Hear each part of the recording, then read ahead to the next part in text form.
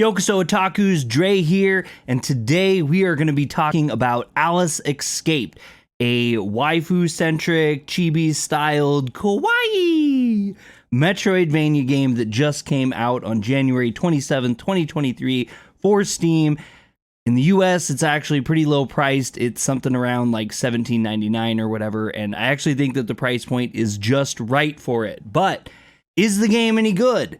Let's talk about it. Alice Escaped has a pretty standard storyline for these types of games. It's obviously set in the Alice in Wonderland world, where two young little girls fall asleep in a library after finding a note that says, "Find Alice hidden in a secret tome of a book."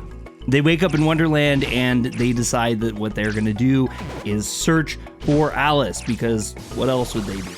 Along the way, they meet all the zany cast that you would expect. You got Humpty Dumpty, you have the Cheshire Cat, the White Rabbit is there, and they're all in a little cute chibi form to meet the style of it all. Like most Metroidvania games, you have a very large map which you wander around. There is these little checkpoints that look like bus stops that you can stop at and teleport to other areas, and I have to say it was a very welcome addition into the map system for traveling, because it would really be a slog to jump back and forth everywhere. So I did really like that one. It's kind of a standard feature, but good on them for adding that in for sure. Controls, I think, are kind of actually a highlight of the game. You have, pretty basic attacks and a couple different things you can do to like hit enemies up in the air. Later, as you build your skill tree out, you'll have powers such as shooting a bomb or charge attacks, different things that really aid in the gameplay. You do have two different characters, so you actually use both of the characters at your whim. For me, on the Xbox controller, I just hit the left bumper and it switches between them. One has a hammer, which you can upgrade through all your skills. The other one has a minigun, which also can get upgraded. Overall, it plays pretty well because of that. You can have different attacks that are ranged and can really help you out in certain situations. Sometimes I get hard-headed and I just kind of want to stay as the girl with the hammer because I do really like her and she seems to do quite a bit more damage. However, a lot of times you can get kind of pinned into these situations because you're not attacking things at range, and so having that ranged character is a big boon to it all. There's health pickups you can get, different upgrades that you get via collections, which are kind of cool. So there is a number of like little secret areas in the map that you can look for and explore, and as you get farther into the game, you'll get more kind of keys and different things that allow you into different areas, which will help you find those things and also be able to revisit those areas you've gone to before to find new things that you missed before. And I think that's really the heart of a Metroidvania. I don't play them a ton, but from what I do play, that's kind of what I understand about it. And in this game, it just works really well. Everything's nice and smooth, and the gameplay flows pretty well for most of the game. Now, while I've said all of those nice, happy thoughts, I do have a couple of negatives behind the thing. First off, when the game first came out, it was pretty buggy, and there is still kind of a couple bugs. Certain things kind of annoy me. When you hit with the hammer lady, you have the other character will automatically just shoot stuff. It can be used to your advantage, but oftentimes you'll actually just lose that second character. They'll disappear somewhere, and if it's the girl with the gun, you can listen to her shooting somewhere that's totally off screen and not beneficial to you. Real quick tip for that is if you just hit the bumper button to switch to that character, it'll kind of pull her right next to you and you'll have access to her. But honestly, when you're fighting, who wants to do that? Who wants to do that? I sure didn't. But it does work and it kind of fixes it. And really, as much as it is like a frustration, it's kind of just a small frustration. So I couldn't really knock it. And after about, an hour into the game, I actually found myself really stopping my complaints and just kind of enjoying it.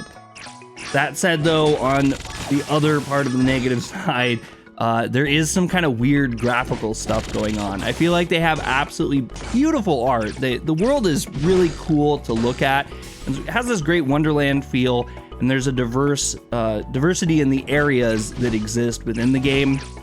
However, the graphic filter options that they have are terrible. It's like they desaturate the colors a lot. There's a huge amount of blur on stuff. And I get the idea of what they were trying to do, but it just doesn't come off very well. At least on my computer, it looks pretty poor, and I couldn't even put them on medium. I had to just turn them off completely, and once I did that, I felt like it was way, way better of an experience. At the time of making this video, though, I did find that in the later areas, there's a courtyard, without spoiling too much, that you go into, and it seems like it actually pushes those graphics into the full effects on, and I really didn't like that at all. I've never actually seen that in a game before, so I'm not really sure. I do hope that they get a fix for that, because even if you go into the graphic options and try to turn those effects down to 0, they still exist on the screen. They look terrible, and honestly, it kind of gives me a headache to look at. So that definitely is a downside to it, but the core experience is just really, really good. I thoroughly enjoyed myself. The music, it slaps. It makes it feel fun and whimsical to play. Characters are pretty good that you run into. They definitely have some really great designs. I don't really think a lot of the dialogue options are the best with them. They do kind of have a speech system, which you can upgrade in your skill tree, but the dialogue overall just isn't that strong.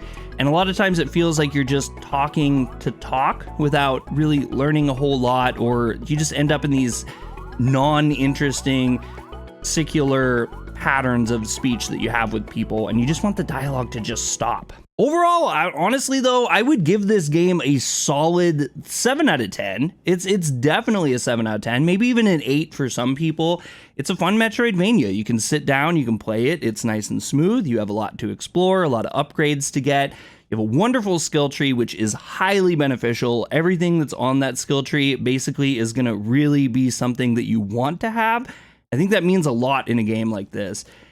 And it's just, I don't know, it's just a fun little adventure. I look forward to beating it. I don't know how long it is. This is kind of a first impressions. The back half of the game, you get a little lost in what you need to do, so you're doing a lot of exploring, and I'm kind of just at that point right now. I might do a full review later once I beat the game to see if I have like a more final thought on that part of it, but for the most part, everything that I'm saying I think kind of just stands and is going to give you a good idea of whether you should purchase it or not. Alice Escaped, the chibi Metroidvania, on Steam now, $17.99 in the US. Go ahead and check it out if you think you like it. And check out my gameplay too. We did almost a 3-hour-long live stream of it. We got that video coming up. If you like the content, hit the thumbs up. If you don't, hit the thumbs down. And if you like anime news reviews and gaming, subscribe to Otaku. We'd love to see you back. I'll catch you on the next one.